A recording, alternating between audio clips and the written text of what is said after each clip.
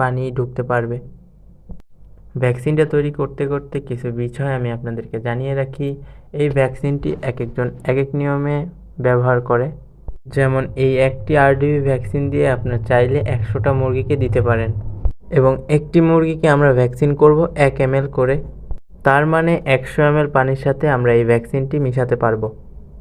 এখন আপনাদের যার যতগুলো মুরগি আছে ওই পরিমাণে পানি আপনারা নেবেন। আমি যদি আরও ক্লিয়ারভাবে বলি তাহলে আমার যদি 20টা মুরগি থাকে 20 ml পানি নিব এবং 30টা মুরগি থাকলে 30 ml পানি নিব।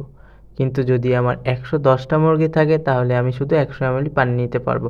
বাকি 10টা মুরগির জন্য অন্য একটি ভ্যাকসিন আমাকে ইউজ করতে হবে। এখন হয়তো আমি আপনাদেরকে বিষয়টা ক্লিয়ার করতে পেরেছি। আরও একটি গুরুত্বপূর্ণ কথা, এই ভ্যাকসিনটি ভালো আছে কিনা এটা আপনারা কিভাবে বুঝবেন? ভ্যাকসিনটি যদি ভালো হয় নিচের পানি অটোমেটিকই নিচে চলে যাবে। ভ্যাকসিনটি